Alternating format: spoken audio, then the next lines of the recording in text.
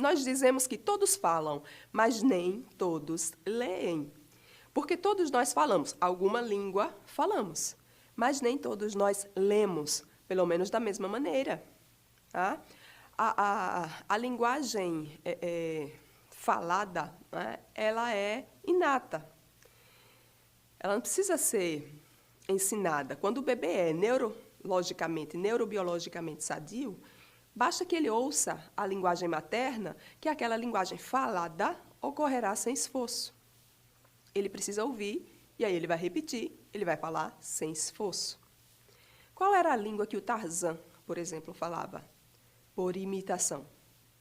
Por imitação, ele falava a linguagem dos animais, os animais com os quais ele convivia. E agora, escrita e leitura, não. Escrita e leitura não se desenvolve por imitação. Então, falando de linguagem, a linguagem falada, ela é inata. O sujeito fala por imitação, mas a leitura e escrita, não. O cérebro não foi construído para leitura nem para escrita. Leitura e escrita requerem a aprendizagem formal. Embora tanto a fala quanto a leitura dependam da mesma partícula, o fonema, o processo de desenvolvimento é diferente. A leitura, ela é culturalmente determinada. Certo? Então, quando falamos de linguagem, da relação linguagem-leitura, aprender a ler. Gente, aprender a ler não é fácil. Só se aprende quando está realmente pronto para isso. Adiantar esse processo na criança é prejudicial a longo prazo.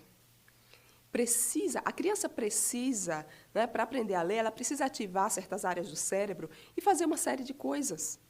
Ela precisa reconhecer sons e memorizar letras e significados das palavras. Ela precisa memorizar o significado das coisas para poder aprender a ler. Certo?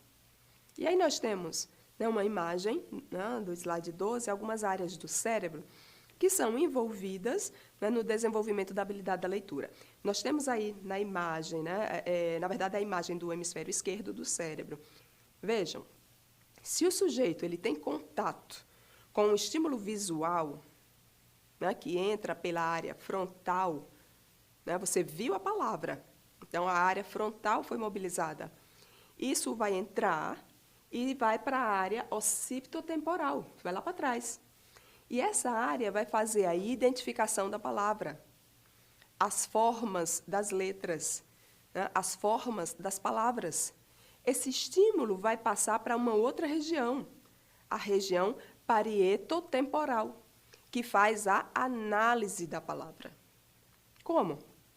Ela identifica, por exemplo, que a letra P tem o som de P, que a letra M tem o som de M. Depois, isso volta para a área de Broca, que faz com que o sujeito consiga fazer a articulação e falar a palavra.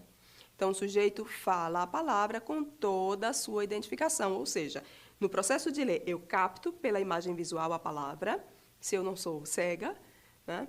Então, eu olho a palavra, eu capto pela região frontal, isso vai para a região occipitotemporal, né, na qual será feito o processamento das palavras. Isso depois vai para a área parietotemporal, na qual será feita a análise da palavra. Depois, esse processo vai em fração de segundos para a área de Broca, fazendo com que eu fale a palavra. Ou seja, faça a leitura, conclua o processo de leitura. Ou seja, isso é simples, né? O ver, o ouvir, o falar, o pensar sobre as palavras, isso ativa diversas áreas do cérebro. Em uma ação de leitura e interpretação de texto, todo o cérebro é ativado. Por isso que a leitura é tão importante, por isso que o professor não pode nunca deixar de ler. Tem que ter, em algum momento do seu dia, Nem que sejam 10 minutinhos ali à noite, antes de dormir, em algum intervalo, tem que ler. Leia. A leitura alimenta o cérebro, mexe com todas as áreas do cérebro. E para quem está no processo de aprendizagem da leitura, nossa, a complexidade toma conta. Se esse sujeito ele não tem experiências pregressas que o auxiliem no encadeamento de todo esse ordenamento, ele não consegue ler, ele tem dificuldades. Isso se ele não tiver uma disfunção cerebral.